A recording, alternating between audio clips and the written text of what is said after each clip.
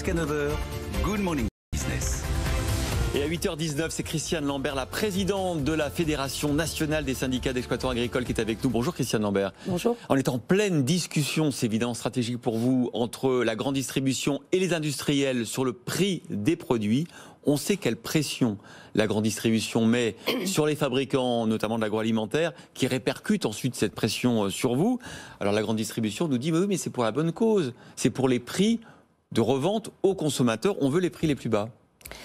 Est-ce que vous pensez que c'est aux agriculteurs français de baisser leurs prix pour satisfaire le pouvoir d'achat des consommateurs? Pensez-vous que les agriculteurs français aujourd'hui peuvent baisser leur prix de vente?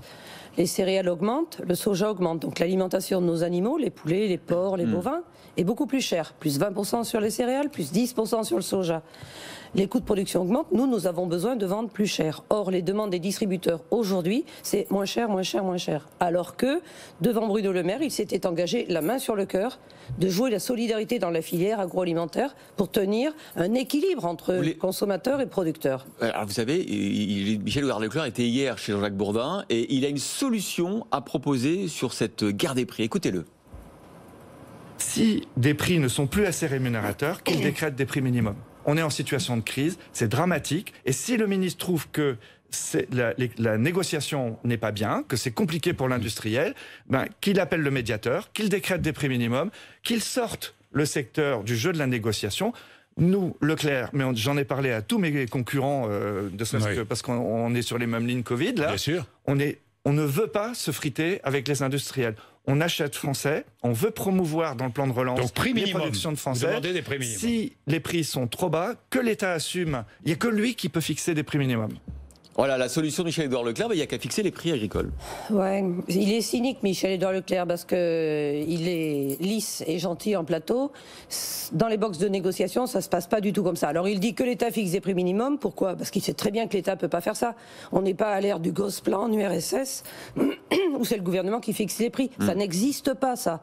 Par contre, l'État a écrit une loi, le gouvernement a voté une loi, la loi alimentation, qui a mis en place un certain nombre de dispositifs qui permettent de tenir les prix. Mais Michel-Édouard Leclerc fait partie, alors je suis désolée, mais il est le plus véhément, je cite, que dans les discussions que nous avons, nous, avec les industriels, il est très souvent dans le top 3 des plus durs en négociation. Là, il dit qu'il veut mettre des paniers à 1 euro. Chaque fois qu'il fait des promotions pour des prix bas, nous savons, nous, qu'il demande aux industriels de baisser. Il propose aujourd'hui des demandes de baisse de 2,5, 3%, moins de 3%. C'est-à-dire qu'il demande aux industriels qui font des produits transformés de baisser leur prix de 3%. Tout à fait. Et donc, évidemment, les industriels vont vous voir et disent il faut baisser le prix agricole. Et il leur dit en même temps, mais vous pouvez payer plus cher les producteurs, c'est votre affaire. Donc il prend en étau les industriels, alors que dans la loi alimentation, il est écrit, noir sur blanc, il faut construire les prix en marche avant pour les débouchés français. C'est-à-dire qu'on part des coûts de production des producteurs français pour qu'ils aient un revenu. Je rappelle quand même que 30% des agriculteurs ont eu un revenu négatif l'année dernière. Et avec des pratiques comme ça va continuer. Alors je ne prends pas la défense de la grande distribution, mais on avait sur ce plateau, à votre place, avant-hier, Didier Duhaupan. Il est président du groupement Les Mousquetaires Intermarché. Il nous expliquait que les prix bas, il était obligé de les appliquer parce qu'il avait de la concurrence sur le sol français, les discounters étrangers, qui eux n'avaient pas les mêmes contraintes. Écoutez-le.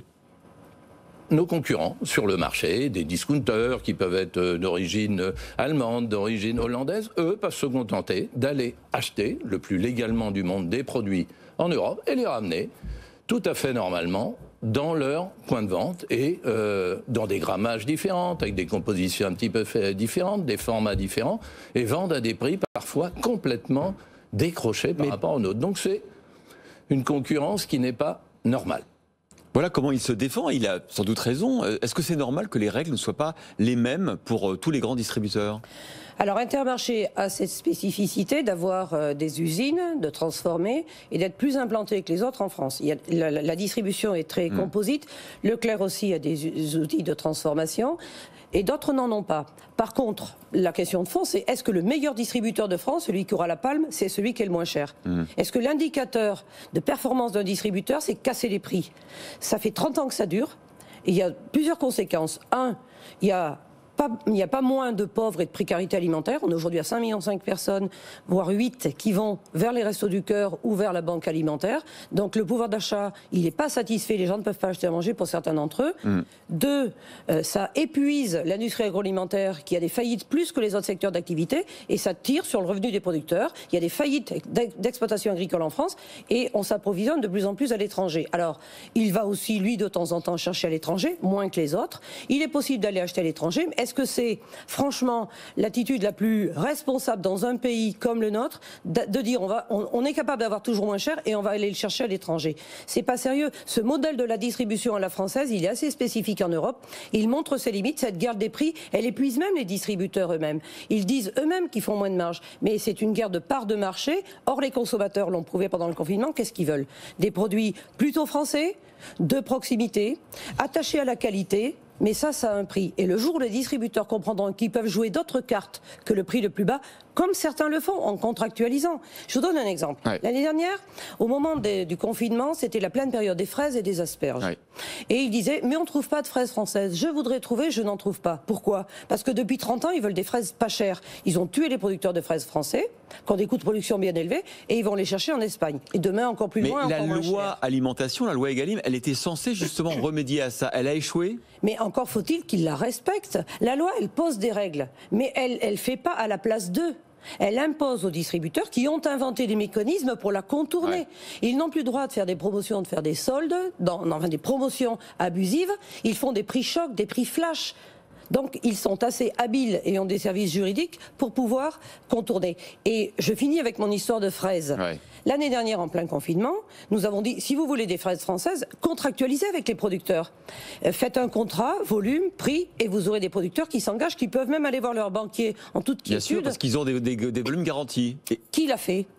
Je crois que U l'a fait, et ça doit être à peu près le seul. Seulement. Donc nous, ce que nous préconisons, et c'est écrit dans la loi, des contrats qui actent des volumes, des prix, en référence au coût de production, et ainsi on peut maintenir la production française et les emplois français. Parce que quand on tue la production en France, on tue les emplois. Vos achats sont vos emplois. Si on importe tout, on aura des consommateurs chômeurs.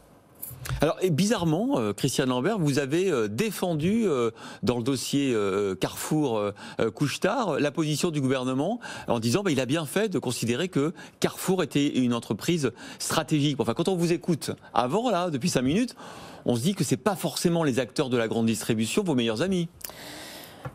Il y a deux choses. Un, l'objectif aujourd'hui en France, et le confinement a montré la fragilité de l'approvisionnement. Pas de masques, pas de respirateurs, mais l'alimentation a tenu. Donc le secteur de l'alimentation, c'est un secteur stratégique pour un pays. On voit bien comment les Français ont fait des réserves de peur de manquer. Nourrir sa famille, c'est capital. Carrefour, qui voulait se rapprocher de Couche-Tard, nous faisait prendre le risque d'avoir un courant d'importation, sans taxe, sans droit, sur des produits canadiens, fabriqués dans des conditions totalement différentes. Je vois l'illustration, c'est un pulvé. On parle d'alimentation, vous mettez un pulvé, déjà c'est discutable. On a mis quoi sur le un pulvérisateur. Un pulvérisateur, c'est vrai. Ouais, bon. Donc il y a 46 molécules qui sont interdites au Canada, qui sont autorisées au Canada, qui sont interdites chez nous. Nous avons des conditions de production spécifiques, donc nous sommes attachés à la production française. Donc vous aviez peur qu'il y ait des importations parallèles de produits canadiens. D'ailleurs, il y a ce traité de libre-échange qui est toujours discuté et disputé. Qui est toujours un péril, parce que la France impose des règles de production, que ce soit sur le bien-être animal, sur les normes sociales, sanitaires, environnementales, très élevées. Ok, donc il faut honorer la commande jusqu'au bout.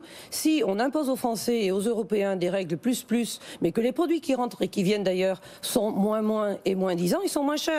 Donc c'est un tout cohérent qu'il faut développer. Mais par contre, lorsque Carrefour ne respecte rien, et y compris dans les négociations commerciales, je sais le dire aussi. Mais merci, c'était très clair. Vous êtes passionné, Christiane Lambert, présidente de la FNSEA, d'avoir été l'invité ce matin de Good Morning Business.